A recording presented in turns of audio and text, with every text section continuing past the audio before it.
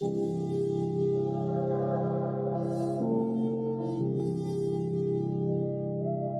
हिंद साथियों, मैं विपुल राम शर्मा एक बार फिर से आप लोगों का स्वागत करता हूं आपके प्यारे से परिवार द एनवाईए में। दोस्तों, हम लेकर आए हैं अपनी बाहुबली सीरीज एमसीक्यू सीरीज में आज एक बहुत ही अच्छा टॉपिक और चैप्टर जहां से आपके क्वेश्चंस बनने के चांस 100% लगते ही लगते हैं। ठीक है दोस्तों, चलिए तो बिना देरी के स्टार्ट करते हैं आज के अपने इस क्लास को। तो चैप्टर की बात करेंगे तो चैप्टर नंबर 4 यहाँ पर हो जाता है स्टार्ट, जिसको हम करेंगे। बाकी हम रिवर्स में चलते हुए आ रहे हैं। तो चैप्टर नंबर 4 यानी कि गतिमान आवेश तथा चुंबकत्व के एमसीक्यूज मैं आपको यहाँ पर कराऊंगा दोस्तों। और याद रखेंगे आप एक बात कि ये सारे के सारे एमसीक्यूज ही एग्जाम में पूछे जाते हैं। क्लियर है? चलिए तो स्टार्ट करते हैं। आई होप आप इस चैप्टर की थ्योरी रिवाइज करके आए होंगे, जिससे एमसीक्यू में कोई प्रॉब्लम आपके सामने ना आ पाए। ठीक है, चलिए बच्चा लोग स्टार्ट करते हैं अपने क्वेश्चंस को। और आपकी स्क्रीन पर पहला क्वेश्चन ये रहा दोस्तों, देखें जरा क्या पूछा गया पहले क्वेश्चन में आपसे कि यदि आवेशित कण का वेग 2 गुना तथा चुंबकीय क्षेत्र आधा हो जाए तो आवेश के मार्ग यानी पथ की त्रिज्या कितनी होगी। देखो, वेग और चुंबकत्व के बारे में बात की गई है, तो पहले से मैं आंसर स्टार्ट करता हूं। मान लिया पहले जो वेग था वो v था और जो चुंबकीय क्षेत्र था वो b था। अब ये बताया गया कि उसका वेग कितना हो गया, 2 गुना, यानी वेग अब कितना हो गया, 2v हो गया। और चुंबकीय क्षेत्र की अगर हम बात करें तो चुंबकीय क्षेत्र हो गया भैया पहले का आधा। यही तो बात बोली है। और उसमें आगे क्या बोला है कि उसकी उस आवेश के मार्ग की पथ की त्रिज्या बताइए, r बराबर अब क्या होगी। ठीक है, तो r आपको बताना है, r का क्या होगा। देखें जरा, अगर मैं बोलूं आपसे r बराबर क्या होता है, mv/bq होता है। किस किस बारे में बात की गई है याद रखना। जैसे अगर मैं बोल दूं m के बारे में कोई बात की गई हो तो m के बारे में कुछ बात बोली है, m के बारे में कोई बात नहीं बोली है, यानी सीधा सीधा r में से r निकाल लेते हैं, v निकाल लेते हैं वेग, और क्या निकाल लेते हैं, b निकाल लेते हैं।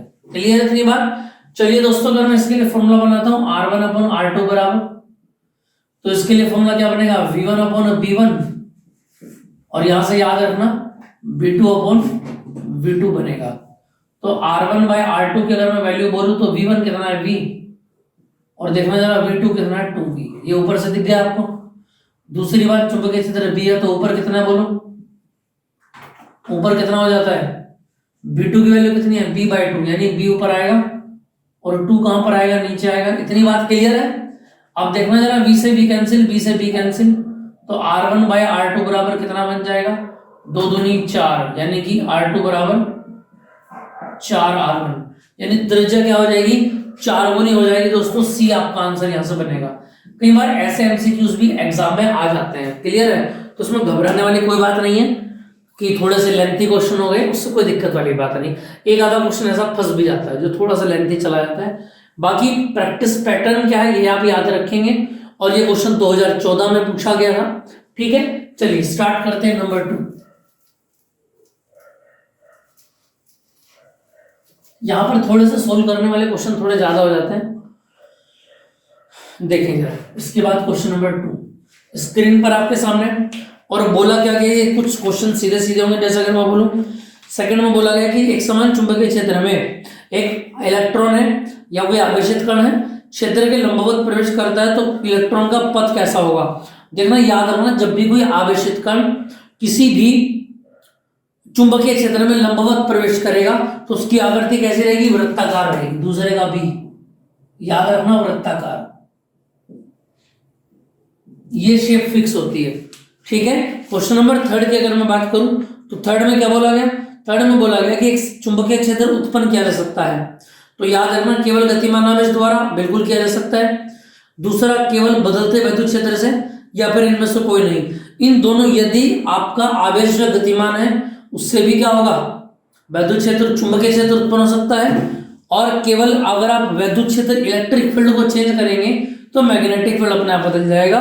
तो तीसरे का सी आंसर हो जाता है यहां से। नंबर 4 की अगर मैं बात करूं, देखें 4 में क्या बोला गया, नंबर 4 की अगर मैं बात करूं तो 4 क्वेश्चन आपके सामने चुंबकीय क्षेत्र अथवा चुंबकीय क्षेत्र की तीव्रता का मात्रक होगा। तो याद रखना, वेबर पर मीटर स्क्वायर,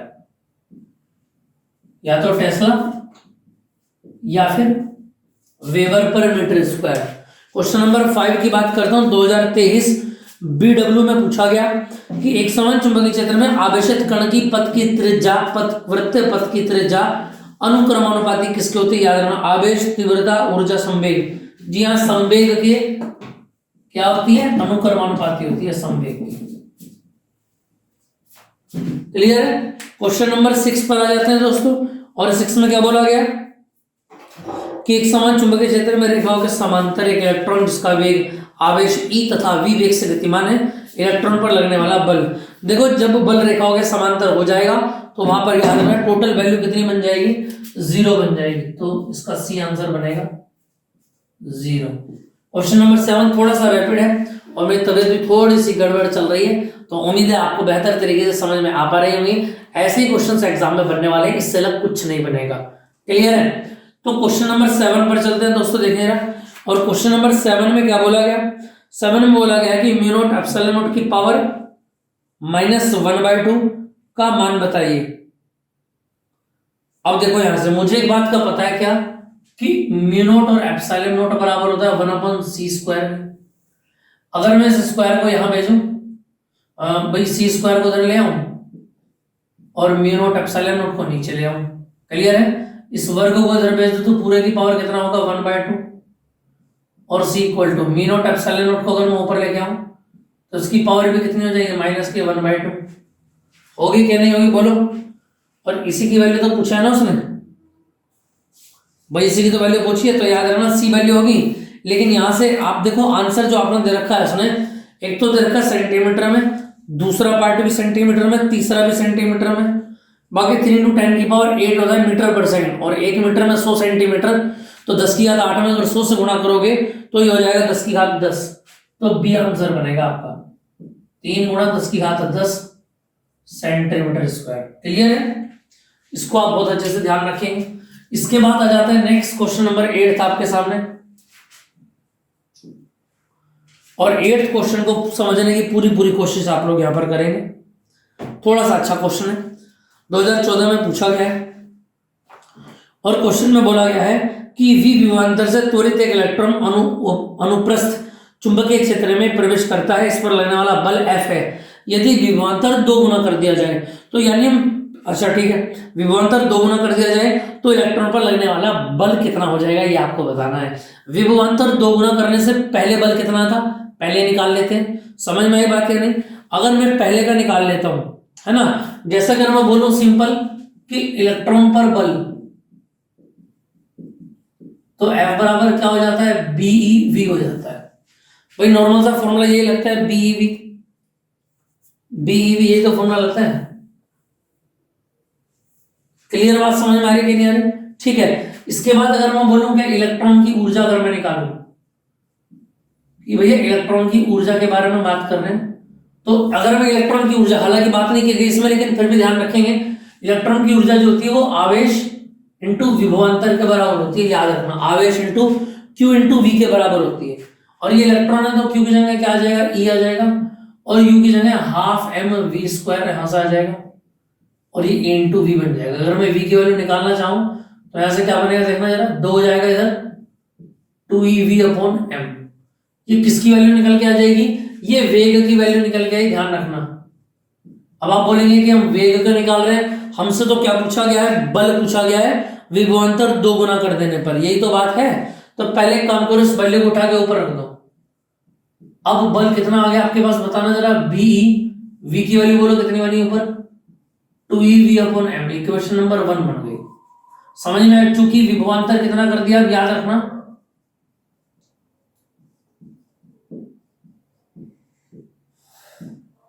विभवांतर कैसा कर दिया दोस्तों? 2 गुना कर दिया, यानी V' बराबर कितना हो गया? V' बराबर कितना हो गया? V' बराबर 2V हो गया। क्लियर इतनी बात? और अगर फिर दोबारा से आप ऊर्जा निकालेंगे ½mv'², तो बोलो कितना बनेगा? A इंटू, अब V की जगह क्या रखोगे इस बार? 2V रखोगे, क्योंकि दुगना हो गया। क्लियर बात समझ में आ रही? भाई यहां तक की बात समझ में है कि नहीं आई? और अगर मैं यहां से V' निकालूं तो V' निकालेंगे तो कितना बनेगा बोलो भाई? यहां से बोलो, 1 2 तो अलग चला, ये 2 तो अलग गया, 2eV अलग बन गया, और अपॉन एम अलग बन गया। जब स्क्वायर इधर भेजोगे तो रूट इस पे लगाया, इस पे लगाएगा, और वी डैश बराबर रूट 2। ये वैल्यू पूरी की पूरी किसकी बनेगी बोलो ऊपर से, 2ev अपॉन एम। बोलो ये वैल्यू किसकी बन जाएगी पूरी की पूरी, अगर मैं बोलूं भाई यहाँ एक काम करो, चलो सुनो, यहां से मैंने वी डैश की वैल्यू निकाली भैया, यहां से किसकी वैल्यू निकाली है, वी डैश की वैल्यू स्क्रीन पर दिखाई दे रहा है ना। हाँ, यहां से मैंने वी डैश की वैल्यू निकाली है, और वी डैश की वैल्यू निकालने के बाद मुझे क्या चाहिए, बल चाहिए। यहां कर देता हूं मैं इसको, आता है बल, इसको आप यहीं से उतार लेंगे। क्वेश्चन याद रखना, क्वेश्चन में पूछा क्या उसने, अगर मैं बल निकालना चाहूं F बराबर, तो F बराबर क्या बन जाएगा बताओ जरा, BE V डैश। बोलो F डैश बराबर BE V डैश की वैल्यू बोलो ऐसे कितना बनेगा, root 2 into 2ev upon M. ये रूट 2 अलग बचेगा केवल, बाकी सारा BE 2ev अपॉन एम। ये क्या बन जाएगा, क्वेश्चन फर्स्ट से F बन जाएगा, फ्रॉम फर्स्ट। तो यानी इसका आंसर आ गया रूट 2f। इसको आंसर को बहुत अच्छे से नोट करके लिख लें आप अपनी कॉपी पे। मैं साइड में जाता हूं, इसका स्क्रीनशॉट लेना चाहे बच्चे ले सकते हैं। अब याद रखना आंसर क्या आया, और रूट 2f इसका आंसर आया है। और यहां से अगर मैं बोलूंगा तो C इसका आंसर हो जाएगा। 2014 में बहुत ही सुपर क्वेश्चन ये पूछा गया था, और ऐसे क्वेश्चंस एग्जाम में पूछ लिया करता है भैया, ध्यान रखेंगे इस क्वेश्चंस का। क्लियर है, चलो नेक्स्ट बात करते हैं आगे। इसके बाद आ जाता है क्वेश्चन नंबर, यहां के बाद अगर मैं बात करूं तो क्वेश्चन नंबर 9 से हम यहां पर देखना स्टार्ट करते हैं। 9 में क्या बोला गया, ध्यान रखेंगे आप कि एक धारावाही चालक के चारों ओर उत्पन्न क्षेत्र होता है, केवल वैद्युत क्षेत्र, केवल चुंबकीय क्षेत्र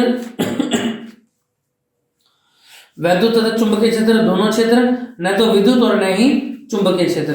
तो याद रखना, मैं फिर यहाँ पर क्वेश्चन पढ़ देता हूं एक बार। धारावाहिक चालक के चारों ओर चुंबकीय क्षेत्र उत्पन्न हो जाता है, तो याद रखना वैद्युत और चुंबकीय दोनों ही क्षेत्र उत्पन्न होता है, याद रखेंगे आप। क्लियर है, 2023 BY में पूछा गया है। अगले क्वेश्चन पर जाते हैं, क्वेश्चन नंबर 10 आपके सामने। और 10 में क्या बोला गया कि एक हीलियम नाभिक है, और हीलियम नाभिक में क्या पूछा गया, एक हीलियम नाभिक और हीलियम नाभिक v वेग से गतिमान आवेश q पर, अच्छा 10th है ये, थोड़ा गलत पढ़ गया मैंने। 10th में देखो एक हीलियम नाभिक है, हीलियम नाभिक क्या हो जाता है 2He4, और उसकी त्रिज्या कितनी है 0.8 मीटर। हीलियम नाभिक यानी 2He4 की बात कर रहे हैं। क्लियर है, और बोला गया कि प्रति सेकंड में एक चक्कर लगाता है, और वृत्त के केंद्र में उत्पन्न चुंबकीय क्षेत्र बताइए। वृत्त के केंद्र पर B बराबर μ0/2 I/R, μ0/2 I/R। ठीक है, अब I बराबर I आपको देने रखा क्वेश्चन के अंदर, तो याद रखना μ0 को क्या लिखेंगे 4 पाई टू 10 की पावर -7/2। R कितना हो जाता है बोलो 0.8, और I की वैल्यू अगर मैं बोलूं यहां से, तो I तो दे नहीं रखा भाई, जब धारणा दे रखी हो तो याद रखना फॉर्मूला खुलेगा I का N इंटू E। क्लियर है, और N की वैल्यू कितनी दे रखी है उसने, नंबर ऑफ इलेक्ट्रॉन बोलो भाई, नंबर ऑफ इलेक्ट्रॉन कितना है 2, और ये बोलो 1.6 10 की पावर -19। पॉइंट से पॉइंट टूट गया, 8 दूनी 16, और 16 से 16 खत्म हो गया, तो B0 बराबर कितना बनेगा बोलो यहां से। ऐसे इसको एक काम कर सकते हो आप, जैसे आंसर B0 में दे रखा है ना सामने, उसको खाली B0 ही रखो आप, तो यहां से बनेगा 2 μ0 इंटू 10 की पावर बोलो यहां से कितना -19 टेस्ला। ये इसका आंसर बनेगा। क्लियर, आंसर नंबर C इसका आ जाएगा। बताओ भैया समझ में आया कि नहीं आया। इस तरीके के क्वेश्चंस एग्जाम में पूछे जाएंगे, इनको आप याद रखेंगे। चलिए इसके बाद नेक्स्ट क्वेश्चन पर आ जाते हैं, क्वेश्चन नंबर 10 पर चलते हैं, फिर 11 के बारे में बात करेंगे। देखें जरा क्वेश्चन नंबर 10 में क्या बोला गया। 10 में बोला गया कि चुंबकीय क्षेत्र के लंबवत v वेग से चलने पर q पर लगने वाले बल F बराबर b q, सीधा सीधा सा है, याद रखना F बराबर b q भी यहां पर आंसर आ जाता है। क्लियर है, ये सही आ जाएगा। 11 की अगर मैं बात करूं, क्वेश्चन नंबर 11 आपके सामने देखना जरा,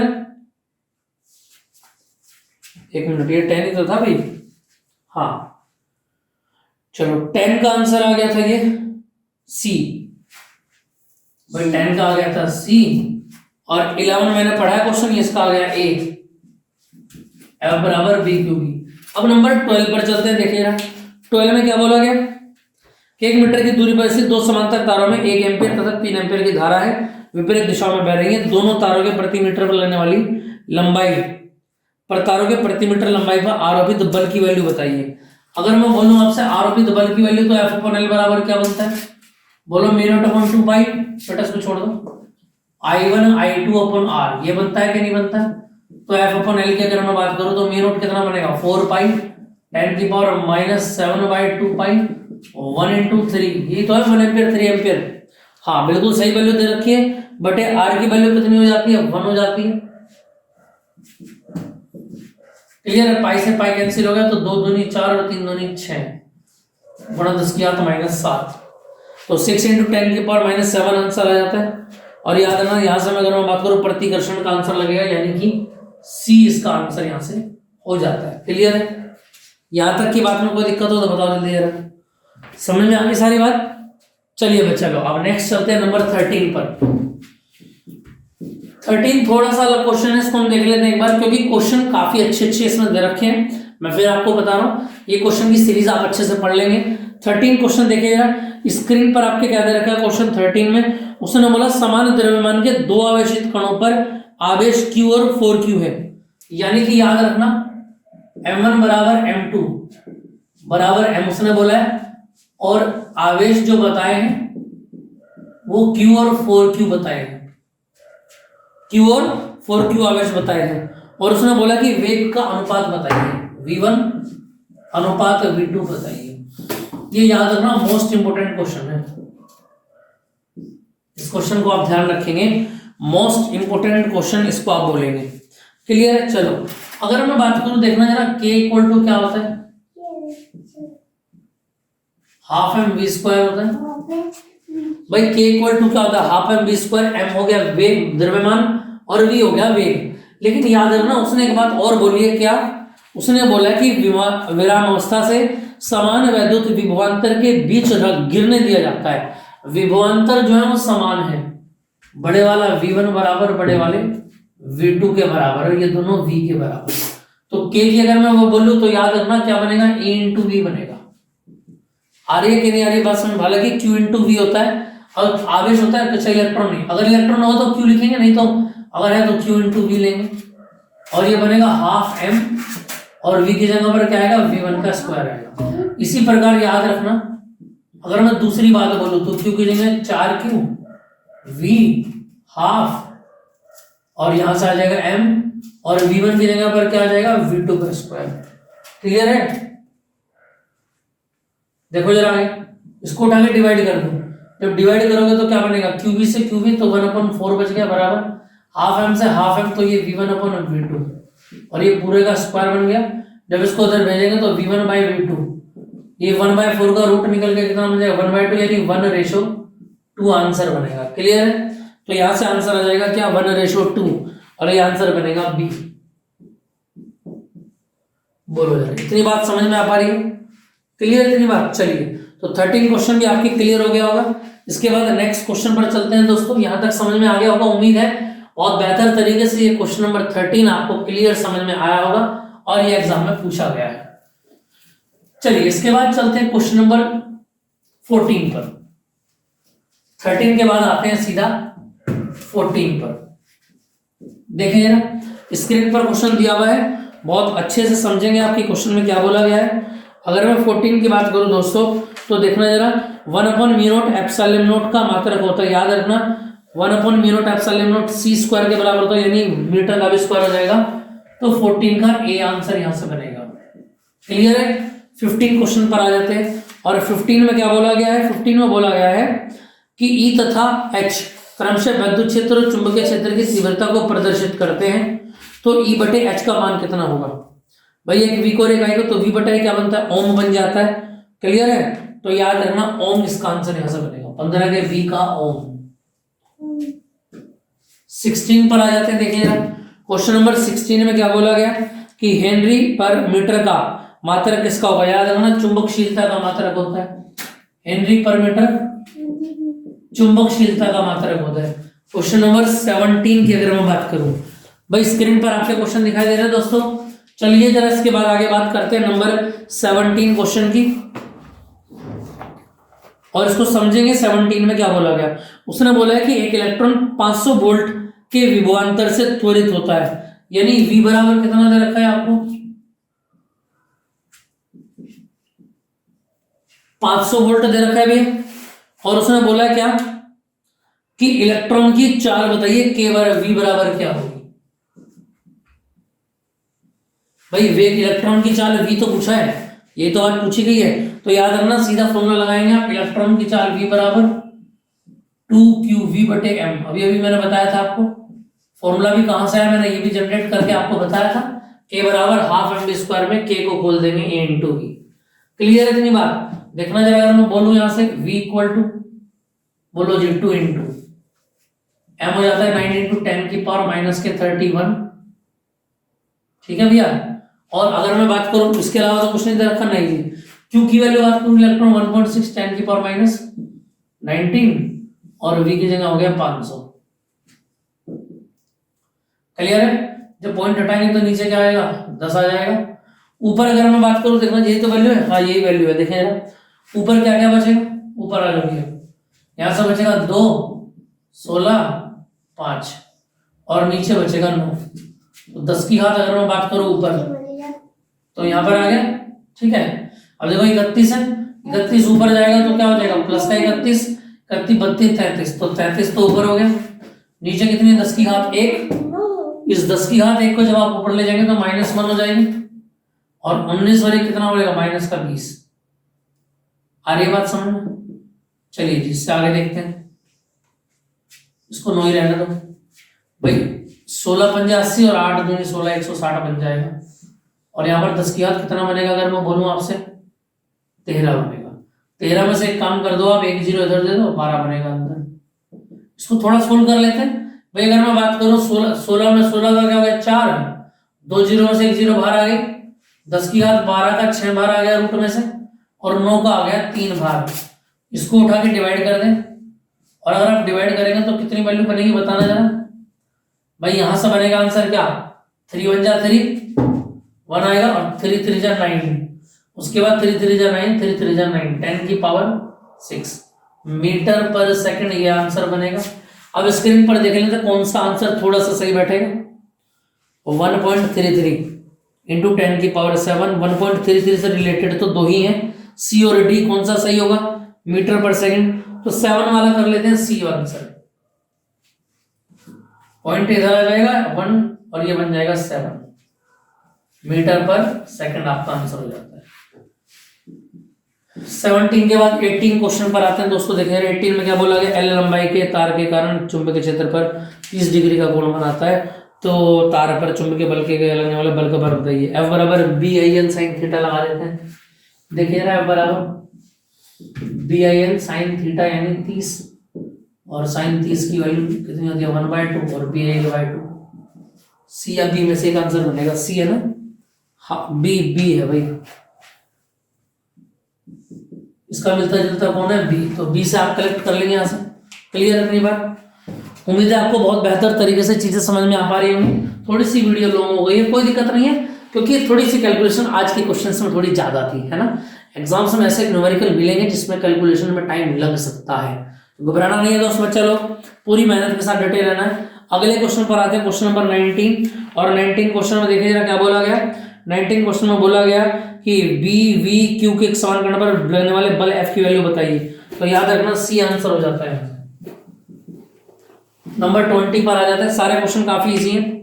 20 की अगर मैं बात करूं तो देखो जरा, उसने बोला 99 ओम प्रतिरोध के चल कुंडली धारामापी में मुख्य धारा का 10% भेजने के लिए आवश्यक शंट का प्रतिरोध बताइए। अगर मैं शंट की बात करूं दोस्तों तो S बराबर फॉर्मूला बनता है IG इंटू जी और I माइनस आई जी, यही तो बनता है फॉर्मूला, I माइनस आई जी। हाँ ये ठीक है फॉर्मूला, ठीक है। उसके बाद क्या क्या दे रखा है ये देख लेते हैं भाई। कैपेसिटर वाले कुंडली का तो G की वैल्यू 99 ओम दे रखी है।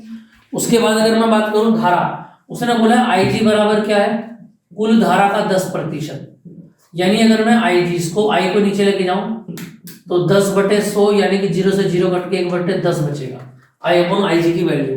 तो देखना जरा, अगर मैं s बराबर बोलूं, ऊपर बचेगा, इस आई जी को नीचे लेके आऊं तो यहाँ बनेगा आई माइनस आई अपॉन आई जी, और इसके नीचे लाकर तो 1 हो गया। तो g की वैल्यू कितनी बनेगी 99, और आई अपॉन आई जी की वैल्यू कितनी बन जाती है 10 माइनस 1।